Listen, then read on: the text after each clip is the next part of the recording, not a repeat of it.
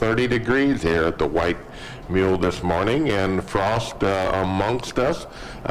Yesterday actually was our first big frost that we had. A few underlying areas, had a few little frost on the roof and those things, but yesterday was definitely a killing frost. So we are to be seeing the signs of that here in the next day or two. Maybe the leaves will get some color to them, and certainly the flowers will show their brilliance here in their last days. And of course, Gracie, frost affects you too, right?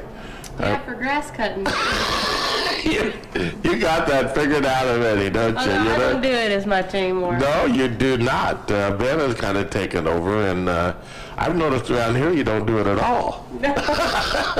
So, No. that's good. So yeah, I was cutting some yesterday, and we'll finish this evening maybe, but thinking this might be about it for the year, and we shall see, though. It's going to warm back up, and the grass is really growing more than I thought it was. I didn't cut last week, but there's had to raise it a notch or two to keep all of the fluff off of it. So it is still growing, and that's a good thing for the cattle business. A month ago, I thought we were going to be really hurting for fall pastures because September was so extremely dry, and then we start getting the rains, and I thought it might be too late, but when you still have 70 degrees in in November, those are good cool season grass growing days. And the other thing that the cooler weather has did, and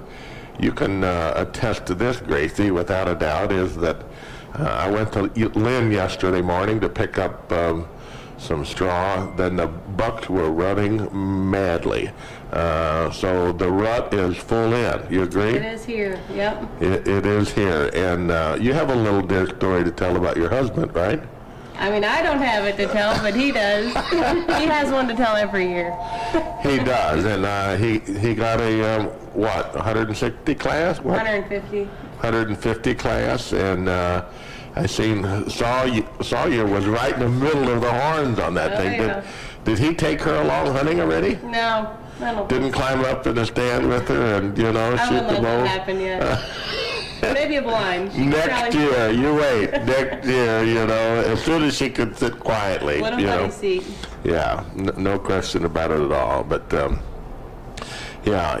so in last season, last week was youth season, and a lot of claims and deer. We sponsored Herman Rod and Gun Club had a youth kind of a youth hunt, and it went very, very well. They said there was an awful lot of deer checked in, and that group raised around $30,000 to give back to the youth in the area for just showing up. The first deer got a gun, and it was all different kind of floor prizes. So it's a good way to involve the youth, I think, in part of the traditions that we have in our part of the world, which is, hunting. So that's all good. It was good for you to be along with us this morning on KTUI, 1560 AM, 94.1 FM, or possibly you're watching live on Facebook. Welcome aboard here. And we have some guests from Rosebud Enhancement that we're going to get involved with a conversation and talk about things that are going on in Rosebud and their antique business, which we will get into. But thought a few things that I wanted to talk about a little beforehand, and talk a little bit about one of the fundamentals of economics that is going to need to have some attention, in my opinion, in a very short period of time, and that's addressing the labor shortage that is occurring not only here but in almost a global sense. There is a lack of available labor, and that weighs heavily upon the economy and will weigh heavily upon the economy. And for us to get back to a GDP that is increasing like most of us all wish for and hope for, because that supplies economic uplift to everyone, not only the businesses but labor and those things. We need to have a robust economy, and without having this critical cell resource available, it's hard to grow the economy. A little economics 101, to make anything in the world, to provide any utility, you have to have cell resources, and that's just a acronym for CELL. The first one is the capital. You have to have, and you guys can appreciate this also because it's part of the element of any business, but you got to have the capital that you need to have to start a business and to achieve whatever your goals are, to have productivity and make income. So that capital is absolutely necessary. And recently, the past few years, capital has been very easy to get a hold of, and it's been very cheap to get a hold of. That's why we've seen a boom to some degree in the housing. That's why we've seen a boom in some businesses reinvesting, and that's why we've seen kind of a boom in the stock market also, because capital or interest on that capital has been so reasonable. It's past but savings, or any of your savings sitting in the bank is going backwards. So it's forced people to invest that money, and the stock market is one of the places, that they invest those things. But, the capital is there, it had been there, and it's kind of a barometer. But any of these cell resources is absolutely necessary to be in sync with each other and have, an ability to, continue to increase across those cell resources, but to keep them in line with each other so they make and give opportunity for entrepreneurs, which is the E in cell resources. Entrepreneurs are those that, like you all, Angie and Ashlyn, those are entrepreneurs, is what you are. Those individuals that see the need, they see what's going on, and they have the ambition to go out and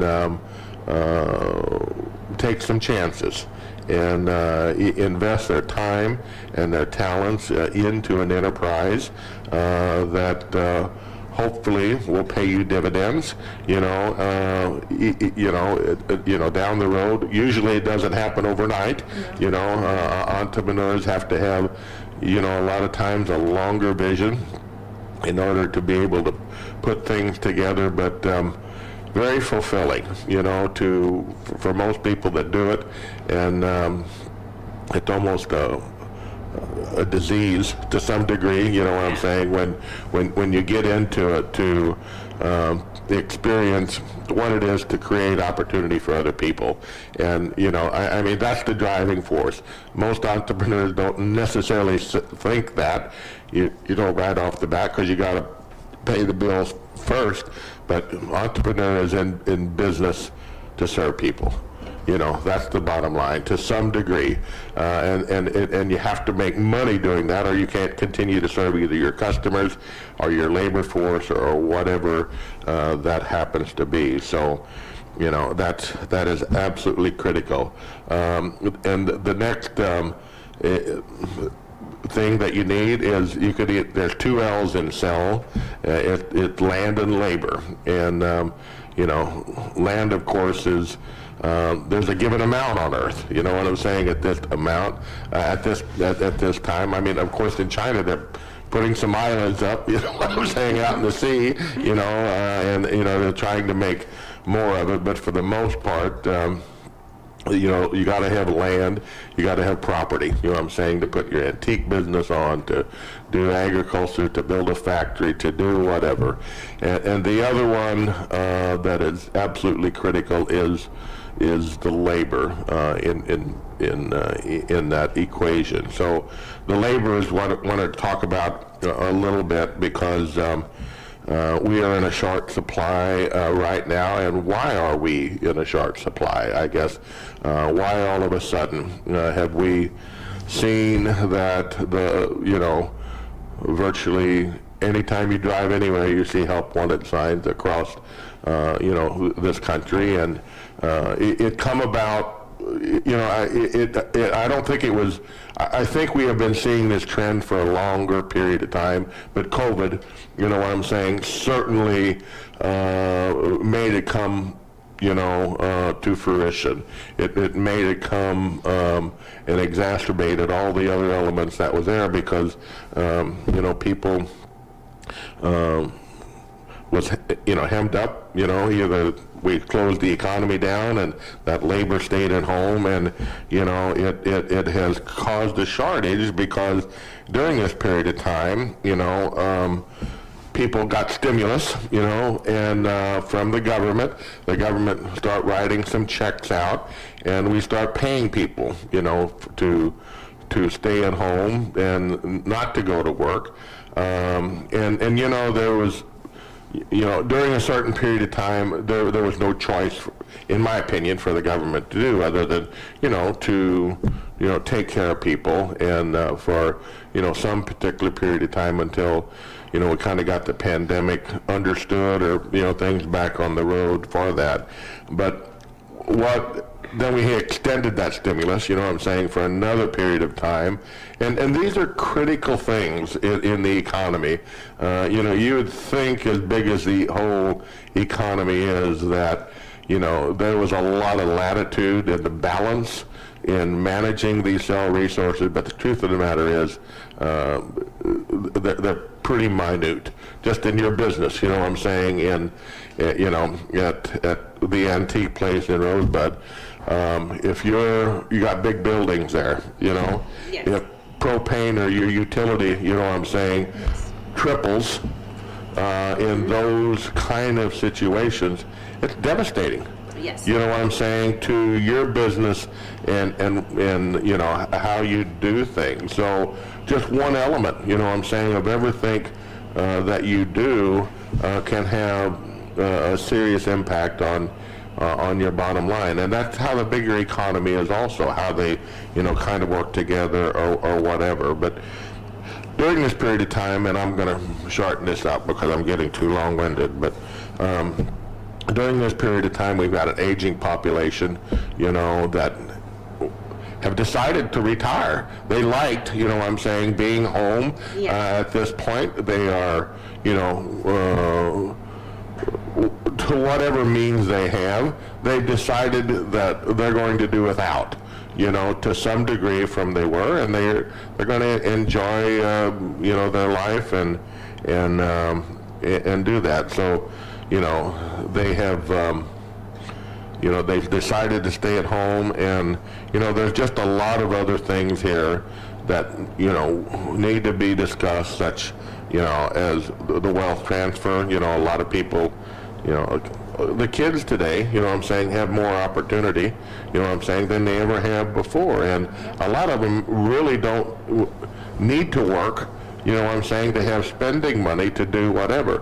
And those are the things that we have to engage in regard to government policy, in my opinion. Not that we want government in things too much, but, the big thing here is that our government, we have to encourage them to get some immigration policy. You know what I'm saying? And whatever your feeling is on that, I don't want open borders by no means, but the government, the Congress is going to have to sit down, and write a policy, because how do we grow our future, without having the workforce that we need to have with it. And what I find interesting, that's the last point I'm going to talk about on this today, is that how much of a catch-22 that the whole policymakers are in. I'll give you, for instance, I mean, we have 7 grandkids that are 3 and under. I'm a conservative, and, I love my grandkids, obviously. But, here we have on one hand of that, with child tax credit, I'm saying, that they're thinking about expanding, longer term, to help individuals, take care of that. This tax credit, though, has stopped some of those individuals from going to work. The moms with the young kids. Do you know what I'm saying? Yes. It has stopped some of them from being in the marketplace. So, that's kind of a, situation on how do we go forward taking care of those kids. And it only proves to me that the government can't, because the government right now in their policy discussions, they're arguing, the same philosophical parties are arguing, that we need to expand this child tax credit, okay, so people can get back, to work. But how much does that really help? Because, somebody's got to be hired, you know what I'm saying, to take care of these kids. Mm-hmm. And, a lot of this, I think, goes on individual responsibility and having the ability to manage. But I mean, I watch Grace with her new baby. She's much more efficient than I am. Taking care of their needs or whatever. So, you argue for, and Gracie was off, 2 years for when you had a baby? It wasn't 2 years? No. 2 months. It may have felt like 2 years. Yes. But, you argue this both ways, what I'm saying? And we just have to have, some policies to help entrepreneurs and businesses like you, the Gregorys, to make your enterprise work. So let's talk about Rosebud, and let's talk about the entrepreneurship that is there, and what has been your driving force? What has been your vision to start your antique?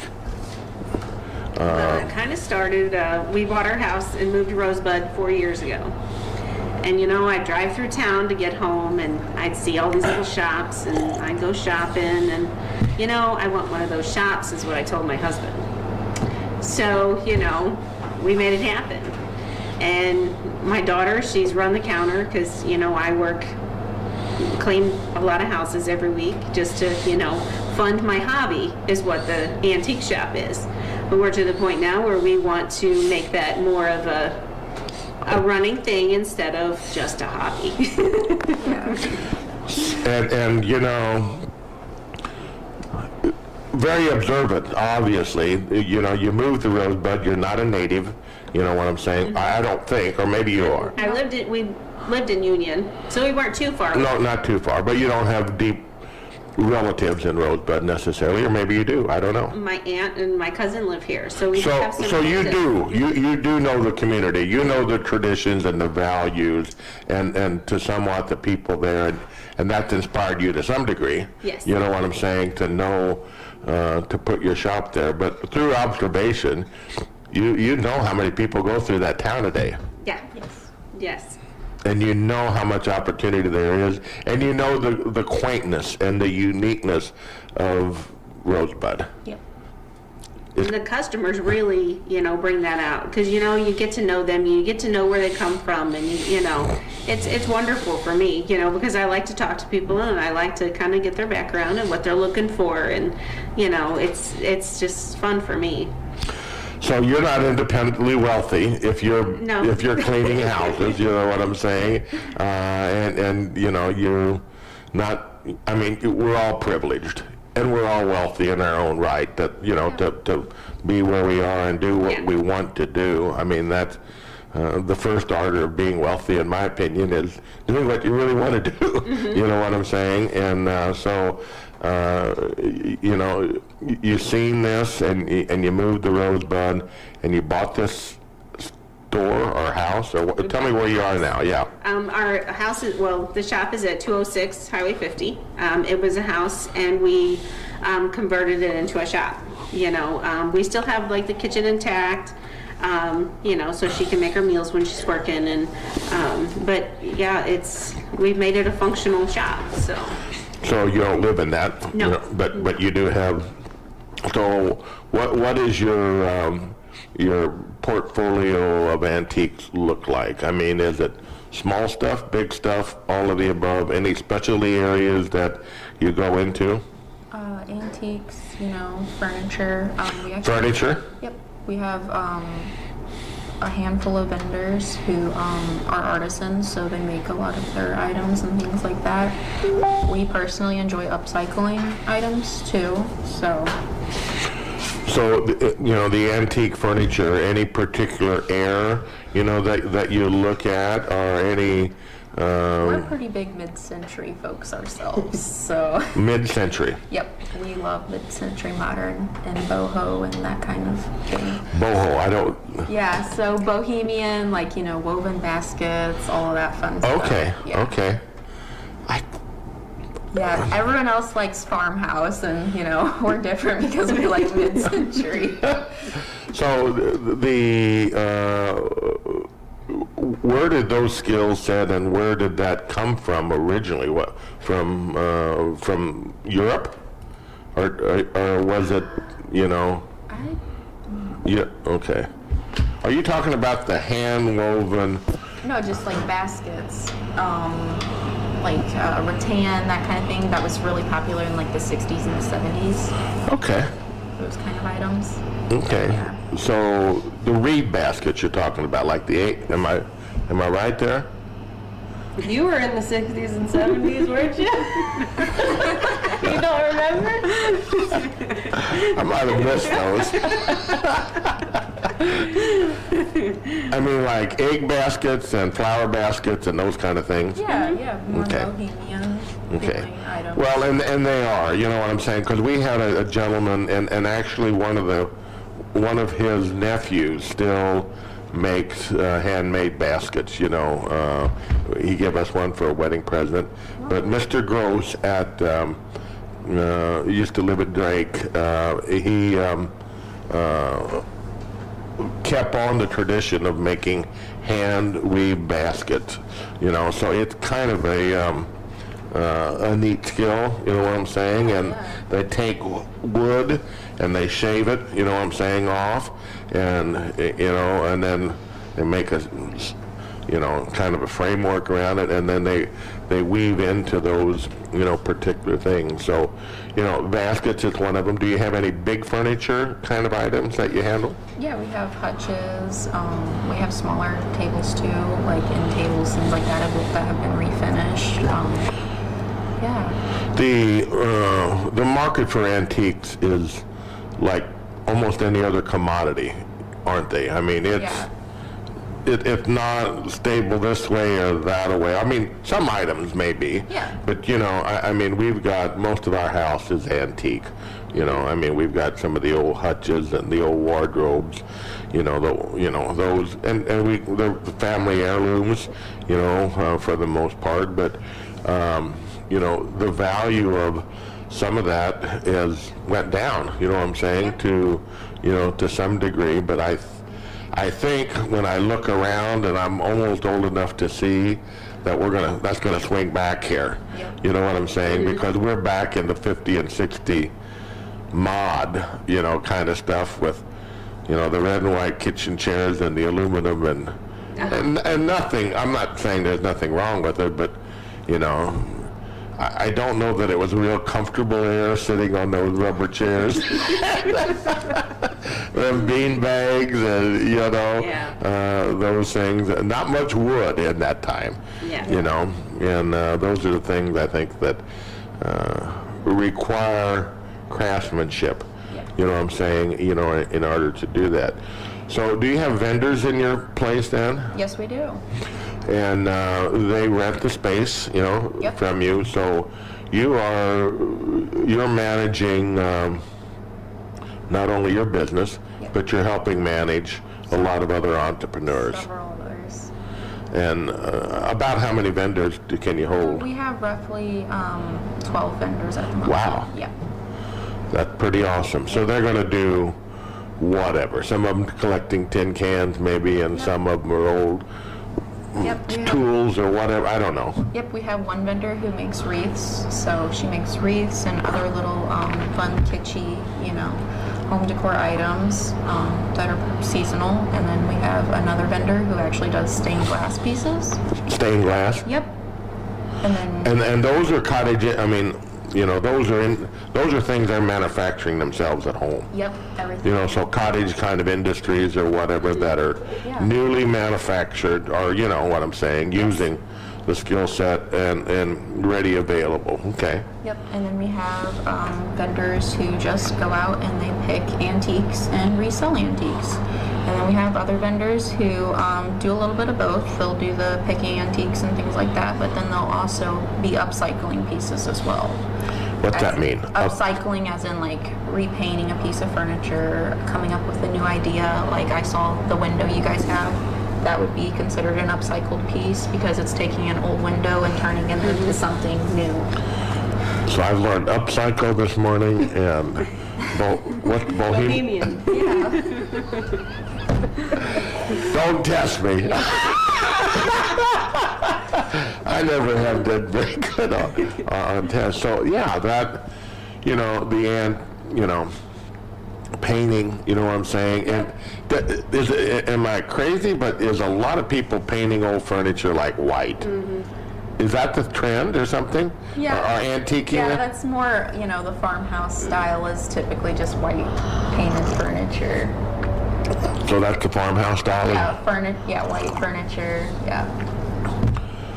Wow, I didn't realize. I mean, I lived in a farmhouse all my life. White furniture falls into cottage too, like a shabby chic too. So that's why a lot of people paint white furniture, so they can hit, several different decor styles. That's well, I like it. Yeah. You know what I'm saying? I mean, I do.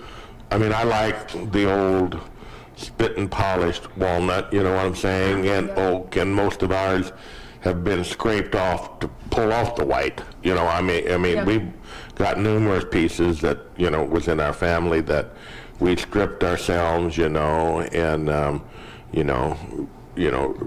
re-varnished it, brought the wood grain back into it.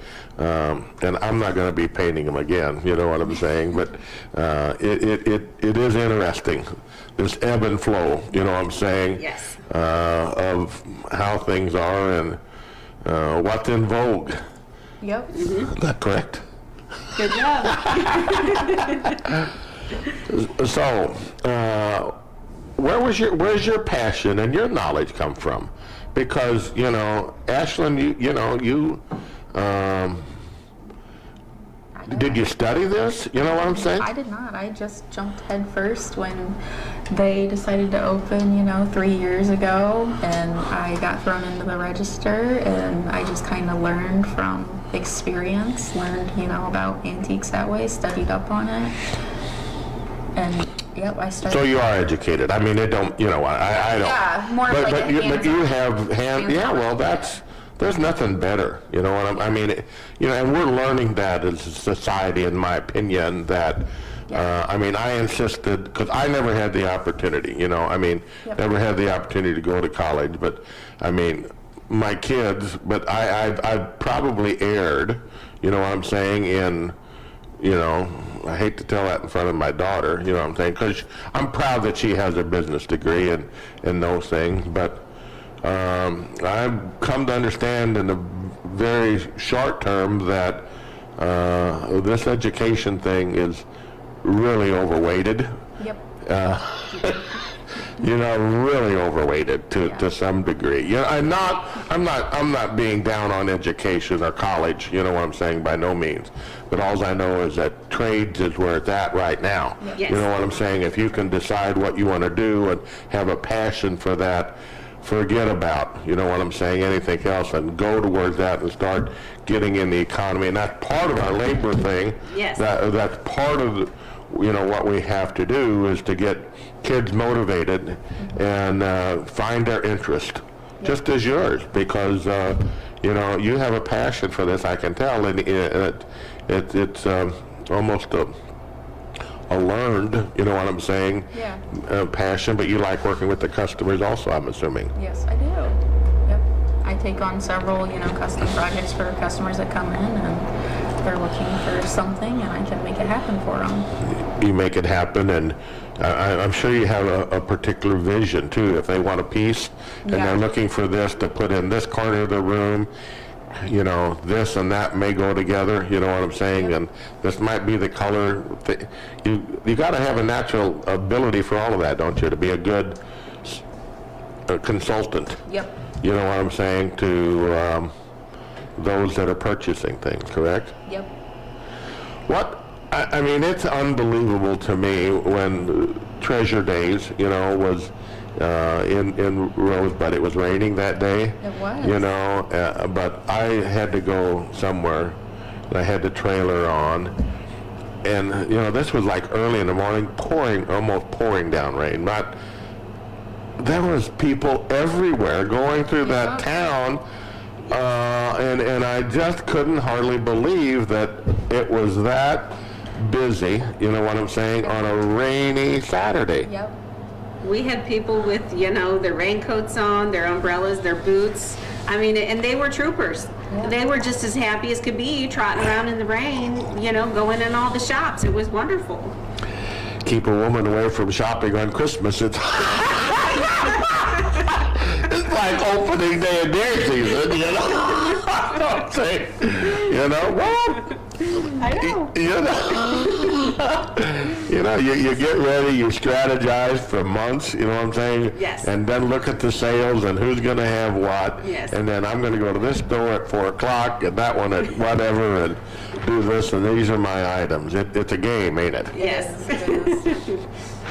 God, I'd rather go hunting. So, do you do any online things? I mean, do you have you got like a Facebook page or Yes, we something do. there? Yes. And do you use that, and does it bring people in, you think, or contact? Do you Yep. do pictures or tell, I don't know. Yep.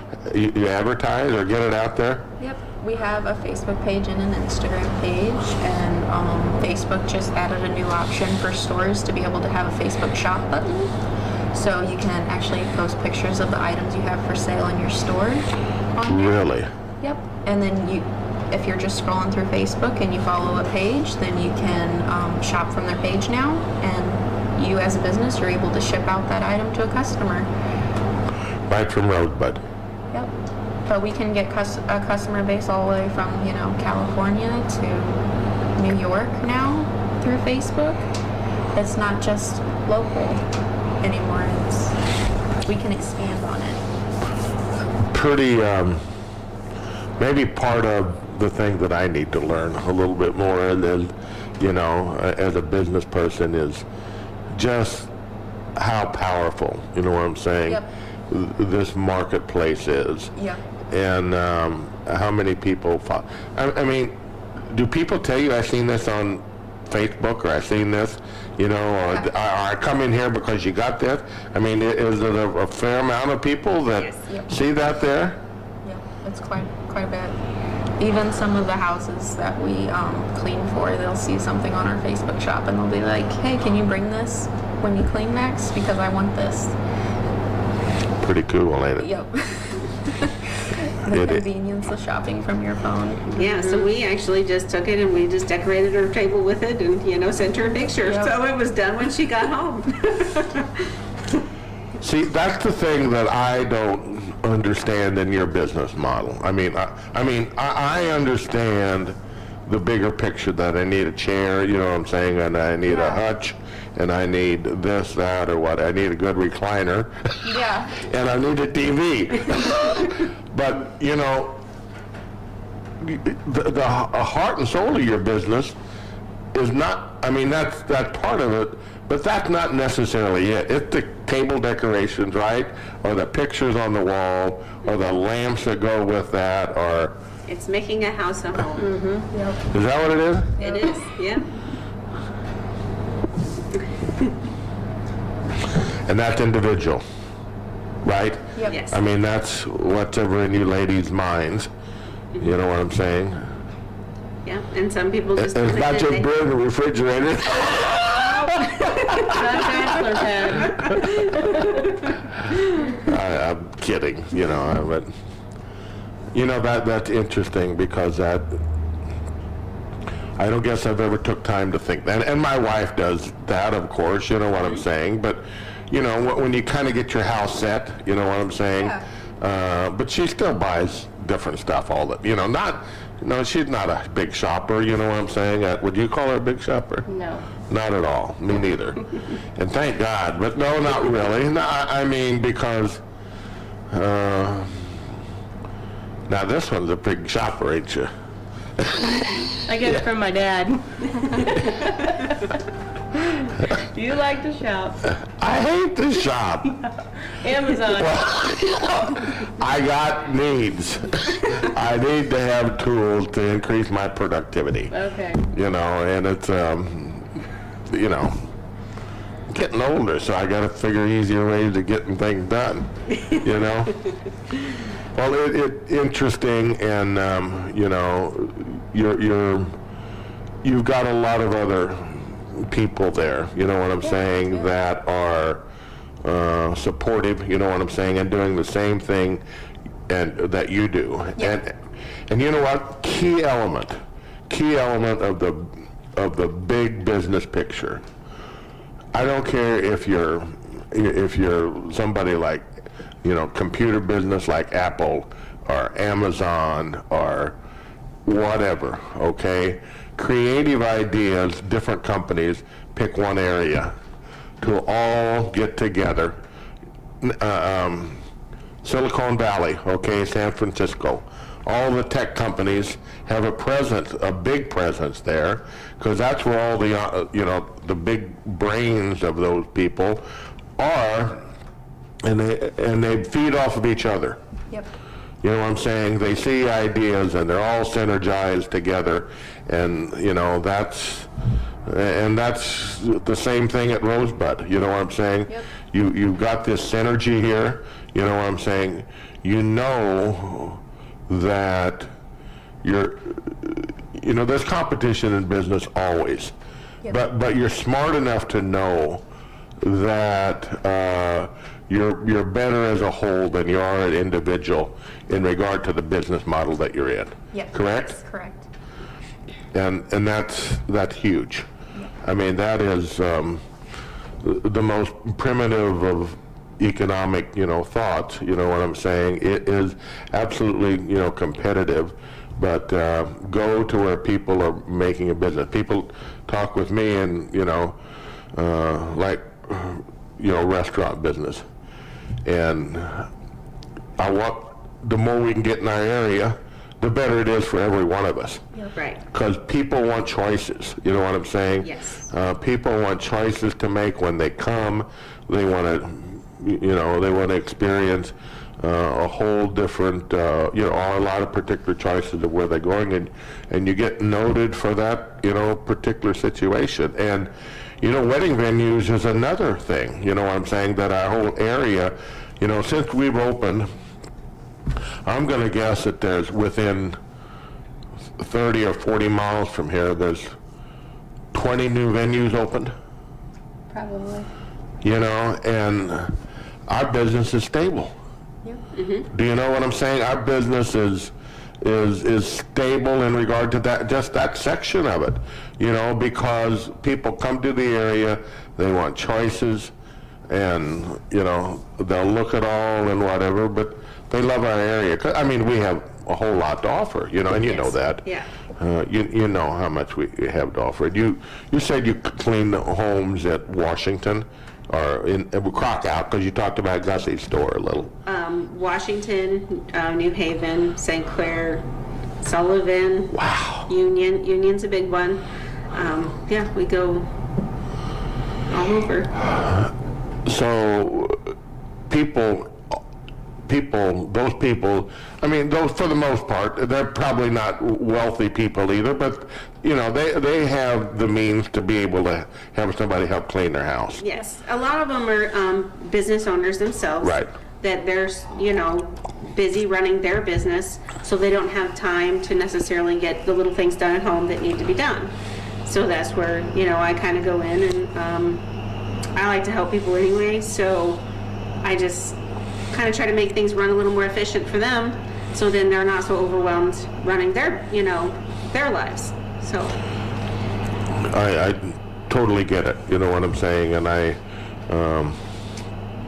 and you're more efficient, you know what I'm saying. I mean, you go there ready to go, you know what I'm saying, and you know the routine that you go through and do whatever. You're uninhibited by, you know, kids or something else, you know what I'm saying, breaking into your routine, and you're just professional in how you go about it, and you're good at it. I obviously know that, and that's specializing in an area that, you know, is great. But the point being is that these people that you talk with, and you may not even talk with many of them, but they like our area to come to too, don't they? Mm-hmm. I mean, they, you know, that whole area there, we're just a little bit further out, you know what I'm saying? We're not quite as cosmopolitan, you know what I'm saying, as, you know, as they are, or some of those things are in their area. They like to get out and experience traditional rural values, you know what I'm saying? And, you know, so they enjoy that aspect of it. What's the biggest surprise that you've had, either one of you, in regard to starting your business? What's been the biggest surprise that you've had on your endeavor? How much work it is? Has that been a surprise? no. You knew that going in, Yeah, didn't we knew. When we were redoing the shop, you know, we painted everything, and we had a deadline, you know, I wanted to get open by this day. Well, I think it was ladies' night. Yep. In both shops, because we started in on 2nd Street and then we moved to Highway 50. And I had a goal that we wanted to be open for ladies' night, and we made it happen. We might have been there till 1 o'clock in the morning and then got up and went to work the next day. My husband's a handyman. He has his own handyman service. He's wonderful. And he worked right alongside of us. You're a valuable contact. You clean houses and you're a handyman? Gregory. My 17-year-old son, when he was 15, he redid a set of steps on you know, in the old shop that we had, to widen them, and, you know, he was 15. I mean, we're not afraid of work. Yeah, we like to work. We like to see the finished product, you know, so we just get that vision and we make it happen. Well, so encouraging, you know what I'm saying? Yeah. So absolutely encouraging to see, you know, the spirit of what you do things and your family involved, you know what I'm saying, with your enterprise, and, you know, no question about it that, you know, people ask, is your business sustainable? Yeah. Well, when you bring family in and they're committed to it, Yep. it's sustainable. Yes. You might have to change along the way, and I'm not going to tell you that Ashlyn.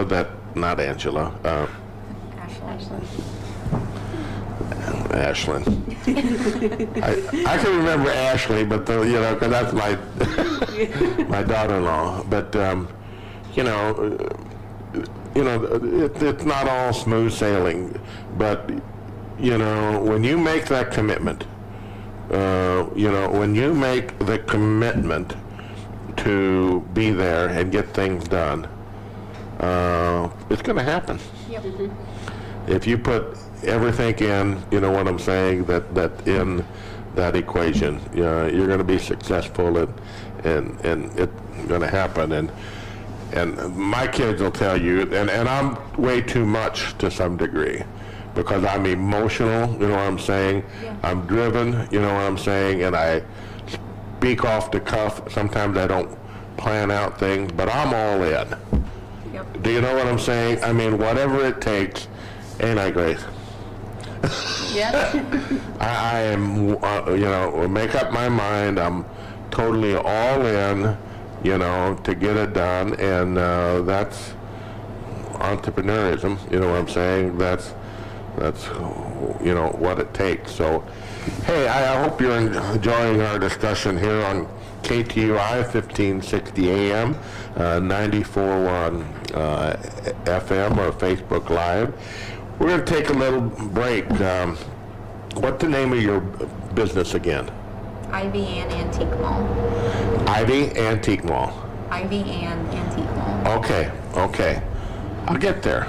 I promise you I'll get there. Again, ladies' night is next Friday, correct? Yes. Okay. Okay, and we got a few minutes. Let's talk about this, and then we're going to come back and Okay. highlight the ladies' night, okay? All right. So we're going to take a break, and Gracie's going to tell us what else is going on in our neck of the woods this weekend, and we'll be right back. The Rosebud United Methodist Church is having their waffle and chicken dinner Sunday, November 7th. Adults are $10, 6 and up is $7, and under 5 is free. It is all you can eat, and they will be serving from 11 a.m. to 2 p.m. And that is off Highway T in Rosebud. St. John's UCC in Bem is having a German dinner, dine-in, or carry-out Sunday, November 7th from 11 to 2. They'll be having sausage, ham, sauerkraut, German potato salad, mashed potatoes, and green beans. It is $12 per plate. This Friday night at the White Mule, we will be serving steak, pork loin, shrimp, and beef kebabs from 5 until 8:30. Saturday, we will have pizza, wings, and hamburgers available at noon, and then steaks after 5. And then Sundays, all you can eat pan-fried chicken and roast beef from 11 until 3:30.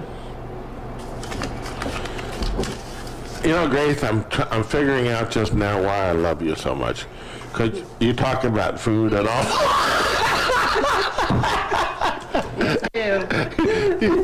You talk about food a lot, and I am all ears. Well, Angie, tell me about this ladies' night. Out, and when it's going to be, and what's involved with that. Ladies' night is November 12th. Traditionally, we've always done it 5 to 9.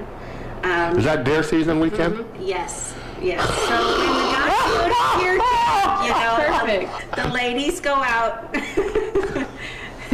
You know what? You're gonna have a pocket. The ladies will have a pocket full of money that night. I'll guarantee you, because the guy's gonna go to deer camp, and I'm getting our camper ready for my husband to go. you guys are smart. You got it all figured out, don't you? No wonder the world's being taken over by good women. Because you've got it strategized down to the last shot that's fired, haven't you? So go ahead. I'm sorry. No, that's okay. And this year we're going to start. We're going to have early birds at 3. So if there's a lot of older ladies that maybe can't get out at nighttime because they don't see as well. So we're going to offer that to them, so then they're not excluded. So that's another great idea. You know what I'm saying? Making yourself accessible Yes. to the customer's need business. Unbelievably good. You know what I'm saying?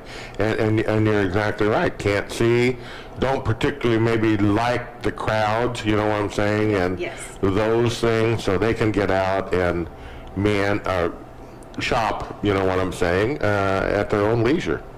Yes, and we're actually going to have vendors set up at noon. So, there's going to be some outside activity at noon.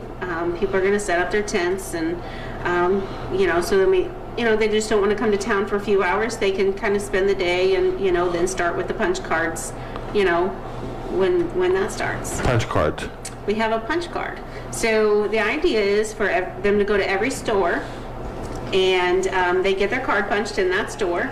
And then at the end of the night, they're going to be, there's going to be a drawing for $100, $75, $50, and $25. So you have your name on the punch card, and then 4 of them get drawn at the end of the night.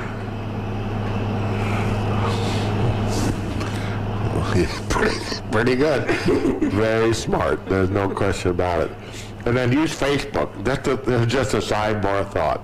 Yep. You know, get all your husbands and boyfriends or whoever's number, and while they're shopping at Rosebud, email them what you want on their way back through from deer camp. Well, you guys will just ship it to them. Yep. They can do their Christmas shopping from their deer stand, from things that their wife really wants. Absolutely, yeah. Yep. I'm putting it together, ain't I? You know? Oh, For golly. some reason, I don't think that's what my husband thinks about when he's sitting in the deer stand. You know, he keeps his focus. There's absolutely no question. The hour's come and gone. What a pleasure it is to meet you. What a pleasure it is to talk with you.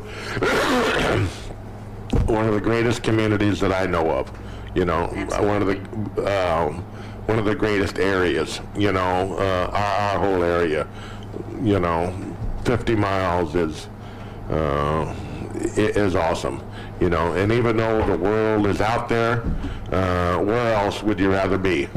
You know what I'm saying? Than right here doing what we're doing. Yes. Thanks for being along here Thanks for today. having us. And thank you all. Appreciate it. And we'll be back next week. And I'm going to pick up somewhat on some of the labor issues that I think we need to continue to talk about. So next week, we'll be back. Hopefully have Jason Eicherman, the conservation agent. So we're going to talk about shopping this week and deer season next week. You're pretty good. Hey, God bless you. Thanks for being along, and we'll see you soon.